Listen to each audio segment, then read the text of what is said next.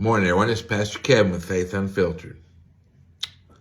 You know, we probably heard the phrase, every one of us, let there be. I mean, it's one of the most famous openings in all of history. Because in the beginning, God spoke into the formless void. And he declared, let there be light. And then there was light.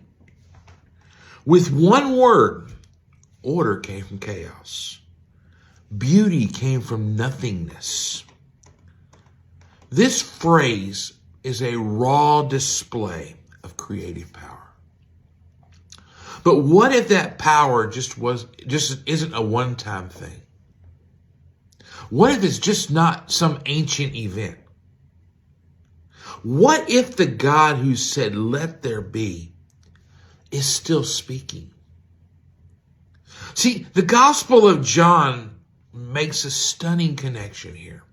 It says this, in the beginning was the Word, and the Word was with God, and the Word was God. Through him all things were made. The Word in this verse is Jesus. The point is, the same creative voice that shaped the cosmos is alive, my friends. He's personal, and he's present with us if we'll allow him to be. See, Jesus is the walking, talking, let there be of God. So why does this matter for me and you? What's it mean?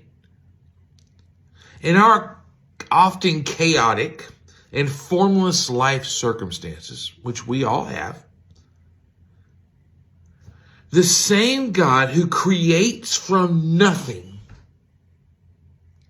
specializes in new things. The prophet Isaiah delivered a promise from God. Listen to this promise. See, I am doing a new thing. Now it springs up. You do not perceive it. I am making a way in the wilderness and the streams in the wasteland. Look at a setting. Look at the wilderness he's talking about. A wasteland where nothing can live. Plains defined by scarcity, loneliness, dead ends. But into that reality, God speaks. He just doesn't say endure the desert. He declares his intent to create within that desert, to create a new way, to create refreshing streams. Well, see, where we see only the dead ends, my friends, he is saying, let there be a way. Where we see only parched dryness, he is saying, let there be streams. See, in our circumstances, and we go through stuff, even this pastor goes through stuff. Financial voids, relationship breakdowns, the internal struggle that feels like a formless, empty darkness in us. It is not a closed room to God. It's a canvas. The chaos you feel is not a sign of his absence, my friends. It can be the raw material for his next creative act.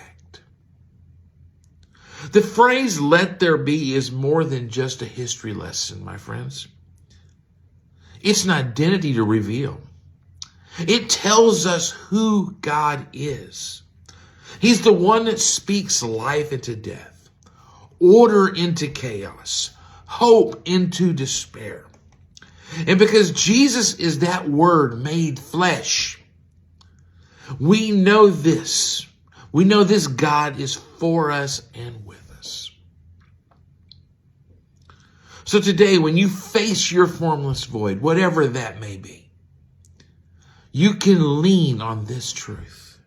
That the same voice that commanded dawn at the beginning of time is the same voice that's at work in your life. See, you're not waiting on some distant God, my friends, but a creative God who is already speaking over your wilderness. He's saying, let there be a way. Let there be hope. Let there be life. My friends, your job is not to create the light, but to trust the one who does. And to watch with expectation for the new thing that he is already beginning to spring up in your life. That's all I have. Have a blessed day.